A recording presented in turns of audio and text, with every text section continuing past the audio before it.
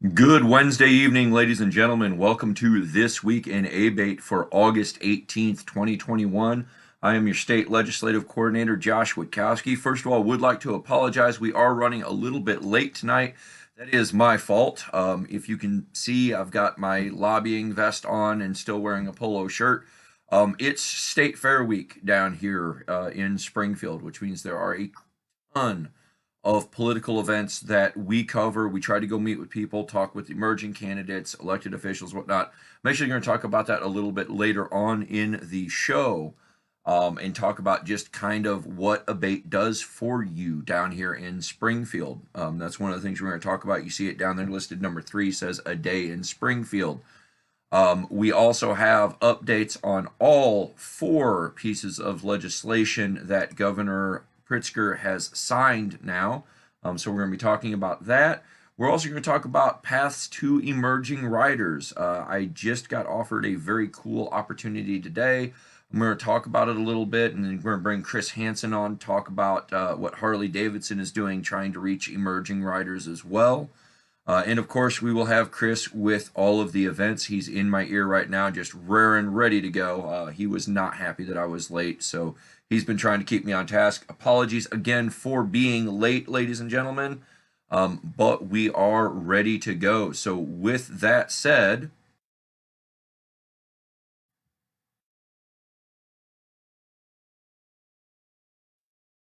a little slow there on the transition. Let's go into the State House news. So for those of you that were following around when I did the video earlier this week, Governor Pritzker signed the last 2 pieces of legislation that we were looking for. He signed Senate Bill 1231 a little bit earlier this season, which that was the one where Polaris is being allowed to sell a very, very large off-highway vehicle. He had signed House Bill 96 earlier this month for us. That was the one that it started out on the ban and tinting, and then it turned into allowing people with traumatic brain injuries to have darker tint than what is legally permissible, which is what the original intent was. We supported it because the sponsor is a friend of ours, Maurice West, and he worked really hard with us to make sure that our concerns got addressed. And when you have that kind of response from a representative, you do your best to work with them. But this week, the governor signed the 2 that we probably pushed the hardest. On Monday, he signed into law House Bill 656, which says that a motorcycle passenger must be able to touch a footrest. Now, I know what some of you may be thinking, why did ABATE agree to an additional safety regulation on motorcyclists? The reason is this. The original push of that bill language was going to be a ban on children on motorcycles. Now, I think that I can speak for a fair majority of you when you say we do not want to see that. I don't know how young your kids were when they started out. My daughter was 7 or 8 years old, started out on the back of my Yamaha. But one of the things that I did is I adjusted my footrests so that way she could ride and touch the footrests. So rather than having a ban on children, the law says they have to be able to touch a footrest. And yes, you can modify the footrest to bring it up to the shorter riders. Let's face it, there are some ladies out there who are just as short as anybody else out there, and there are companies that make footrests specifically for that reason. But this also creates a clear visual standard for law enforcement to look at. So why do we want that? You got your choice. Do you want an officer pulling you over and going, hey, how old's that kid on the back of your bike? Or do you want the officer seeing you go by, seeing the kid has the foot touching a footrest, and just waves as you go by and you avoid a traffic stop? I think I'm in the majority saying, it's good to avoid the traffic stop. So those were the purposes of House Bill 656. And while we're talking about House Bill 656, I want to give a special shout out to Black Hawk chapter of A.B.A.T.E of Illinois up there in the Quad Cities. Robert Riddell, PR person, he was on the show here last week. Tim Wassell, legislative. Good work, gentlemen. I got a request in at like 11 o'clock in the morning asking for a group to get together to do a video story on House Bill 656 up there in the Quad Cities. These guys were able to put something together that worked for the reporter, and it went out over the local airwaves in under 2 hours. So thank you, gentlemen. Good work, Blackhawk, in getting that done through your members and through your people up there. So the other bill he signed, and the one that I'm kind of delaying on because, build up a little suspense. Senate Bill 58. This was the trailer plates. It fixed a few things with the Auto Dealers Association and their trade-in values and all that, but it also got amended to say that TA class plates will no longer be $118. They're being rolled back to $36. Now, yes, originally they were $18, and 36 is twice of 18, and I understand there's still going to be some irritation in that. But 36 is better than 118, and 36 is the political realities of what we face here in Illinois. Just that simple. You take the best that you can get, and this was the best that we could possibly get on that. I see down in the comments, we're talking about House Bill 656 earlier, talking about tank riding. Tank riding in Illinois is illegal. The law in Illinois states that the passenger must ride behind the rider, and that there must be a seat there, and that there must be a footrest there. And then effective January 1, they must be able to touch a footrest. So be aware that if you're out there doing tank riding, you can get pulled over, and it's actually considered reckless operation or reckless driving. So that could be a very serious issue for you. So I thought we would put that out there and make sure everybody knew. Back to Senate Bill 58. These are our TA plates, but there's also something else that it does. It creates a new classification of plate for a UT, a utility trailer. And what a utility trailer is a trailer rated 2,000 pounds or less that is for personal use, non-commercial use. And what that will allow you to do is if you have a trailer that you use solely for hauling a motorcycle or an off-road vehicle, chances are it's going to qualify under a UT. It should come in at a cheaper rate than what a TA plate is. But on top of that, it's going to qualify for a reduced toll on the Illinois tollway bill. If you guys remember, Marty Moylan, Representative Marty Moylan, he has been fighting a battle with the toll authority over the way they treat trailers for a very, very long time. And this was the piece that was put in for him, is creating these UT trailers. So when you reclassify your trailer next year, keep an eye out for that UT classification and whether or not your trailer will qualify for that, because it'll be even cheaper than a TA, and it will qualify for lower rates out there on the tollways. So bear that in mind when you're doing this. And of course, there are the people out there who go, well, I've got the ST plate. Well, I wouldn't be surprised if you see a piece of legislation next year that says an ST plate can only be towed behind a commercial vehicle. I have that feeling. I have that hunch. We warned for over a year not to do the ST plate. There was a reason for that. I have a feeling those of you that did ST plates, what you're really going to want to do next year is get them converted back over to TA or UT, so that way you don't get left out in the cold. So that's everything that's going on down at the State House. The other things going on, let me check with Chris here. I think, you know what, I think we're going to go ahead and go on the next thing, and then we'll go to Chris. So the other thing I wanted to bring you, running late tonight, obviously you see, I'm in my finest lobbying attire. One of the things I get told every now and then when somebody finds out what a night down here in Springfield is like is, hey, we should tell the membership what it's like down here, what we do for you. And we do this for you. What I do down here, I would not be able to do without the support of every single one of the ABATE chapters out there and every one of the members, you people that are watching here, watching this video tonight, people that are donating stars to the broadcast, people that donate to the political action committees, both the federal and the state. We don't do this without your support.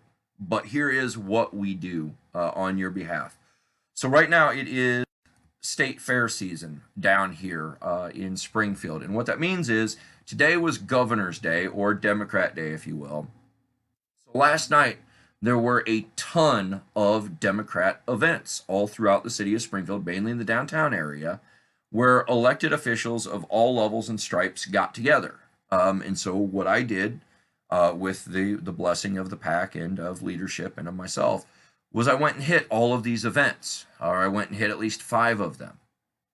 So started out 4:30 in the afternoon talking with State Senator Doris Turner, who is a good sponsor on House Bill 656. We've had a long-standing relationship with her through local ABATE chapter, but we wanted to support her at a fundraiser where also I ran into State Senator Scott Bennett, who's been a good friend of ours. So we start out there. Then move over to the beer distributors, which is just across the street from this fundraiser, and they were doing a fundraiser for Senate Democrat caucus. We've got several friends on the Senate Democrat side. Ran into Bill Cunningham over there, ran into Senator Joyce, I believe, was over there. There were a few others that were over there as well. Senator Johnson, not Joyce, sorry, it was Johnson that was over there. Also ran into Congresswoman Lauren Underwood, because federal officers come down for these events. So there, we've already covered, 4 state senators, covered, a congresswoman. That's just in the first 2 events. The next event after that, like 5:30, I'm over at Susana Mendoza's event. Comptroller Mendoza, huge supporter of ABATE, usually can be found riding on the back of Dan Harper's bike up there in the Chicago area. And at her event was Congressman Rajna Krishnamurthy.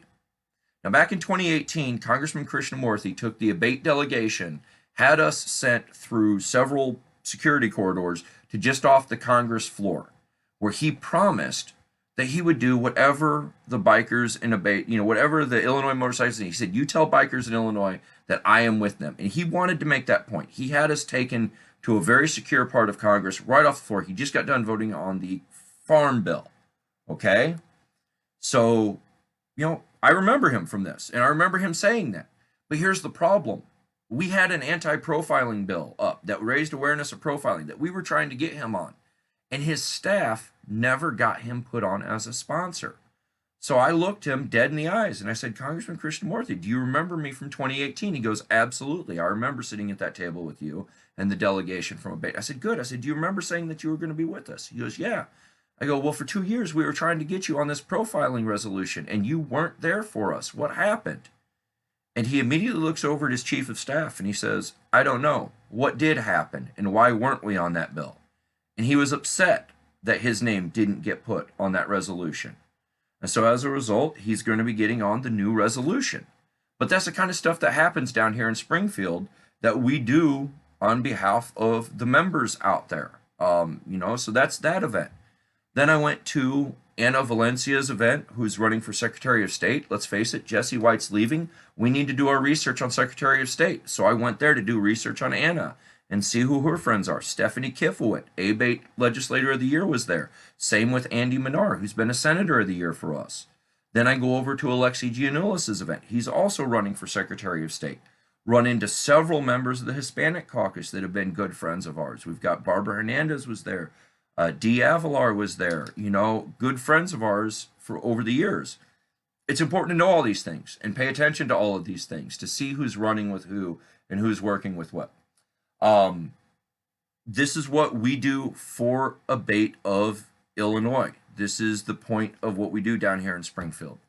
All these representations, all these senators, all these state reps, these are people who we've made good relationships through the local chapters. And we can't get done in Springfield and in DC what we do without you out there. And so I thought I'd tell you, hey, this is how it works down here. This is what we do. Same thing happened tonight. Went and did a few events with different people that are running for office. This time around it was Republican events tonight. We've got several good friends there. Darren Bailey was out. Paul Schimpf was out. Even met with a few other people other than that. But none of this, all of this that happens is because of you out there. And that's the point in all of this, is to say that without the support of membership, without the support of the chapters, we don't get this done. So having said that, let's move on to the events that the chapters do and the chapters get working on.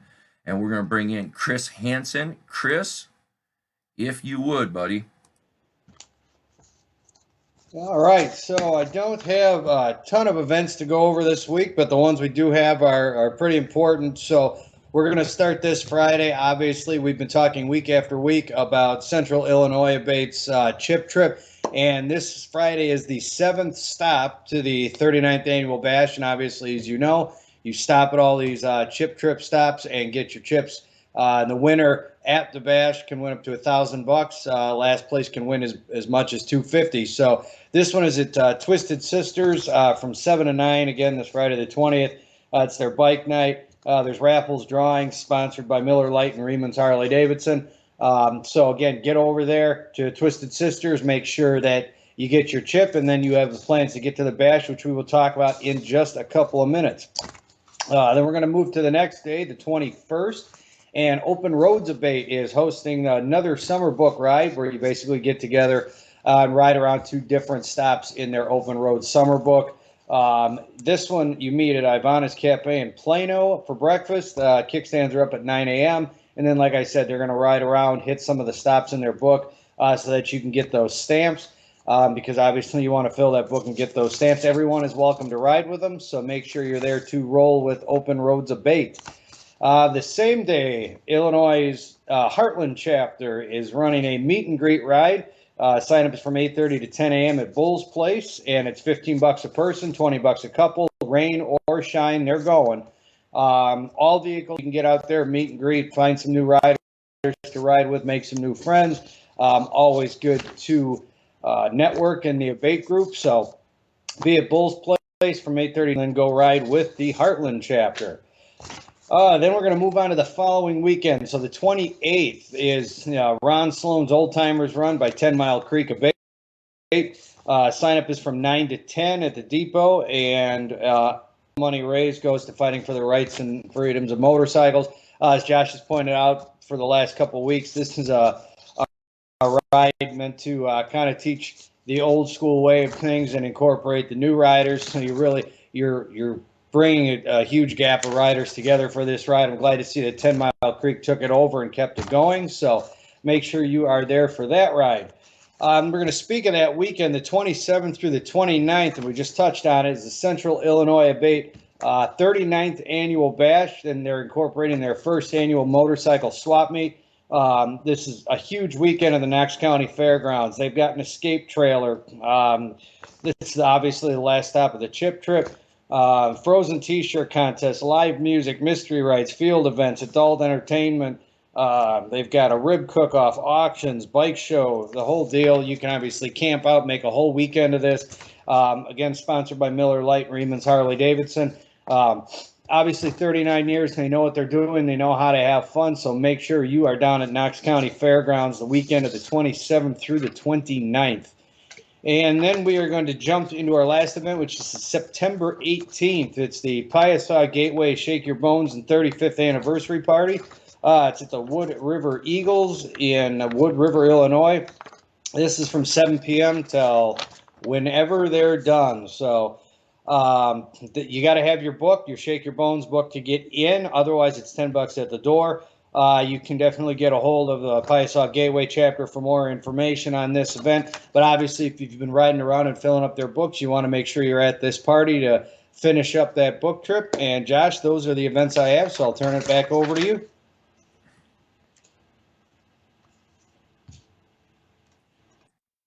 Thank you, Chris. There's a hair of a delay there. Chris, we're going to be bringing you right back to talk about the ways that we've been reaching out to newer riders or what's going out there in the industry. So don't go too far on me there, buddy.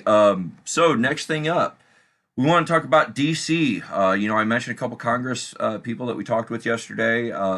We saw on Monday, I was actually in East St. Louis area. I actually had went down to a show Sunday night.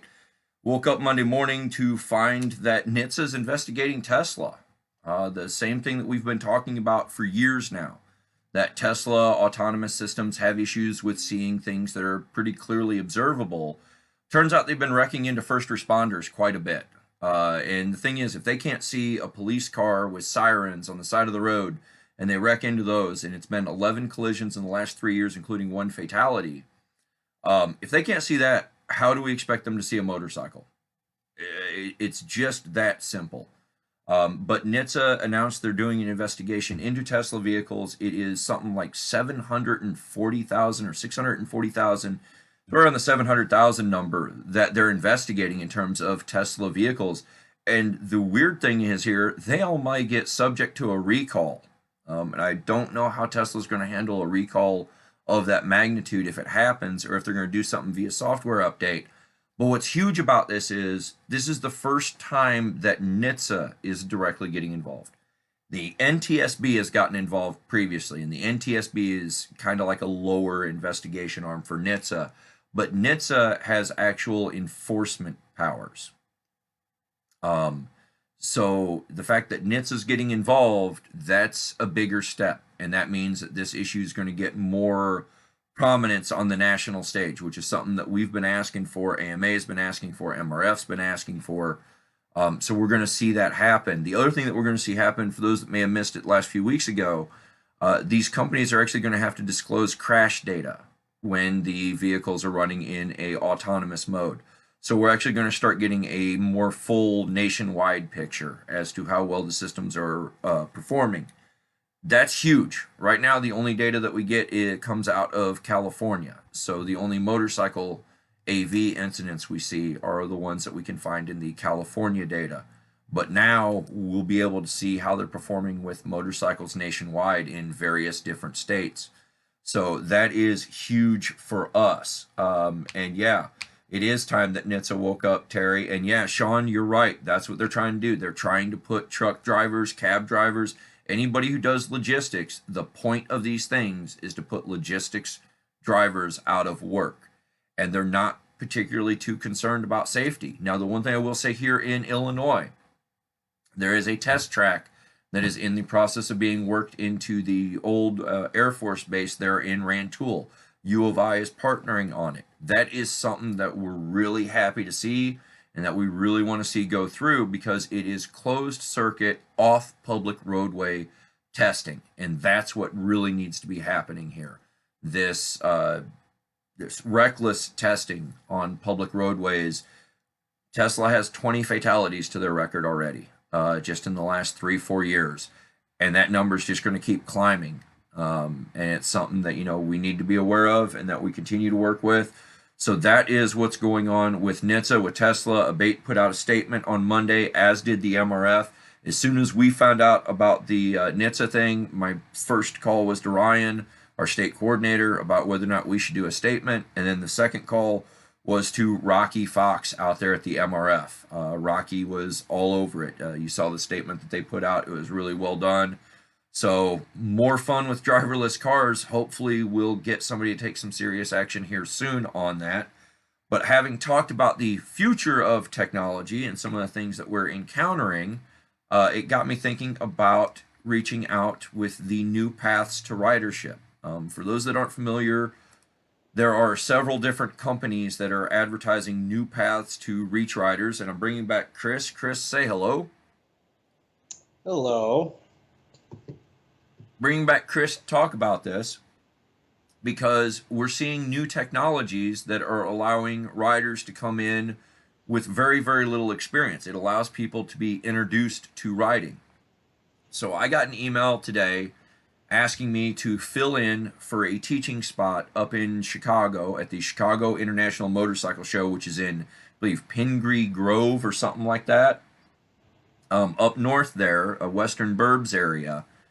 And I got asked to fill in for an instructor because the MSF, Motorcycle Safety Foundation, the curriculum that was taught here in Illinois, is doing a partnership with the International Motorcycle Show and Zero Electric Motorcycles. They're an electric motorcycle company, been around about 10 years, that allows people with no riding experience to hop on a Zero electric motorcycle that is electronically programmed to where it will not go faster than 11 miles per hour, and experience what it's like to move on a motorcycle in a closed, tight track type environment, kind of a test track type deal, just so they get the experience of twisting a throttle and the motorcycle going and the basic balance in that of it. It's designed as a program to bring in people who have never really been exposed to motorcycling before, but just have a casual interest in it, in trying to make new riders. And the reason for this is simple. Riders are kind of aging out. The newer crop of riders, we are starting to see a large expansion in the 20 to 30-year-olds, but it's just not enough yet to replace those that are aging out and falling off. So to keep the industry going, this is one of the new paths they have for reaching riders. But I thought I'd let Chris talk on this too because Chris, well, Chris, go ahead and state what you know about these kind of deals. Well, I mean, it's kind of funny you brought this up tonight because sending my article for the newsletter into Carl, I actually wrote about this. And obviously, working for Harley Davidson, I can tell you that Harley Davidson has figured out that, hey, we need to start building our future riders and we need to start branching out into different markets to attract new riders. So, obviously, like you're talking about with the Zero,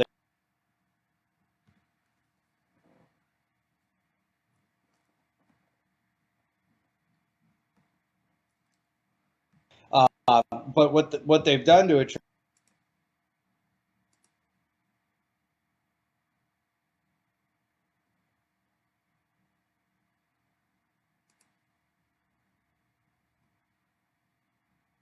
now, and they've just brought it out and debuted it, is the Sportster S. It's got the new 1250 motor in it, and it is literally a lightweight motorcycle that comes out of the box with 120, 130 horsepower. And I mean, they're going for these kids, and they priced it and they're marketing these kids, and that's what they need to do. And Harley figured this out and said, "Look, if we don't do this, we have no future." And so Harley jumped on this Sportster S and said, "All right, we're going for it because yeah, they're going to keep building the cruisers and the touring bikes to cater to their current, customer base, which you have to do. You can't just ignore them. But they also got smart and realized we need to bring something out that's going to bring these kids in, and the Sportster S is definitely going to be a good start and big part of it." Yeah, so I mean, they're bringing out new product lines, trying to cater to different kinds of riders and bring people who may not have been traditional riders into the fold, but they're also reaching out through at different targeting advertising, looking for people that are just interested in motorcycles in general, right? Well, yeah, and one of the big things they did, if nobody paid attention, was they used to have their racing team with Vance and Hines, and then Harley actually broke off with Vance and Hines this year. They actually Vance and Hines is now teamed up with Suzuki. But the reason that Harley did that is instead of spending the money on teaming with Vance and Hines and racing that way, they're actually spending the money to team up with local racers and younger racers and spend their money that way. They're, because they're going for this younger market. They're going for younger riders that have the drive for motorcycles, and that's where they're spending their racing money, is splitting off from Vance and Hines and spending it locally with local racers that they can get going into that Harley world and get their name out there that way. And obviously, of course, they're doing it with Riders Edge and all of that. So yeah, they're definitely gunning for those different younger markets. Yeah, and then we're also seeing in the Japanese cruiser markets, we're seeing the Monkey, the Grom, the 125 style bikes, and then you see them move up to a little bit of a 250. Rebels are being made with a little bit lower seat height, supposedly for next year. There's supposed to be another cafe style bike that's coming out that's smaller figured. You've also got Royal Enfield coming in with their Meteor bike. What is it, 350cc, trying to bring in something that's smaller, more maneuverable. It kind of shows a trend going on in the industry, and it's interesting to watch. And I thought we'd bring it to the membership and say, hey, this is something that we're seeing as an emerging trend and something you may want to keep an eye on. I definitely will talk, next week about how that experience at the International Motorcycle Show was up there and go from there. But I thought it was cool. I thought it was neat. I thought it was worth bringing. Chris, you got anything else that you want to bring on this? No, I mean, I think that's pretty much it. I just, I think where the transition comes is, we as an organization of ABATE of Illinois need to look at something like this and say, hey, we're kind of in the same boat where we obviously are going to continue to cater to the membership we have as we should. They've been there for it. We're not going to bail on them. But we also need to look at, and as we've talked about the last couple of weeks, is what are some things maybe we have to start changing or catering towards or thinking about doing to bring in that future and bring in those younger riders. Absolutely. And then, you mentioning existing riders and the history and heritage of what we've got, that's also important to have and to respect and to work with. You mentioned the old timers ride. So on Monday, I'm going over to Decatur to videotape an interview with Ron Sloan talking about that history and about the reason for the old timers ride. And then that video will actually air next Wednesday night, August 25th, as part of This Week in ABATE, and we will go from there. And you know, Sean, you've got a great point down there in the comments. It is up to our current bikers to keep the biking life going through our own kids. I try to do that through my daughter and now my grandson. One of the coolest things I've seen out there is a saying. It says it is the job of an old biker to make sure that young bikers become old bikers. And I wholeheartedly agree with that. Chris, I would assume you agree with that sentiment as well. Yep, 100%. Absolutely. All right, Chris. Well, that's all we've got for you tonight. I'm not seeing any questions down there in the comment section tonight, but we're going to go ahead and go to the wrap up. Chris, we will see you next week. Have yourself a good one, buddy. You too. All right, and that was Chris, and not talking about the oncoming, how we're bringing new riders into the fold, or ways that companies are starting to cater to different types of motorcycle markets to try to create new riders. You know, I'm looking down for anything in the questions, comments. Looks like we've covered everything. James, you mentioned that you have a dual rail trailer for bikes. That should be covered under the UT classification. You know, going from there, Terry, you talked about Kuryakin making the transformer footboards. That is one of the best products I think I've seen for people that have shorter legs. It works out really, really well. Scott asking if I'm going to be out at the mile selling bike raffle tickets. Unfortunately, I will not. I will be out at the mile. I will be there on Sunday, but I won't be selling tickets. I'm actually going to be coming in from a huge event for Widow Sons out of Northern Illinois. But I will be down there in time for the drawing because I'm going to be dropping off a bunch of tickets that day. Other than that, Heart of Illinois checking in. Good people seeing that. Mary Jo saying thanks to Chris. Seeing nothing else, ladies and gentlemen, this has been This Week in A.B.A.T. We will see you back same time, August 25th, 8 p.m. Hopefully. There's nothing else going on that night that I know about. But that will be the last This Week in A.B.A.T. For at least a couple of weeks. There's some other things going on that we've got to deal with. So stay tuned then, and we will be back next week. See you then.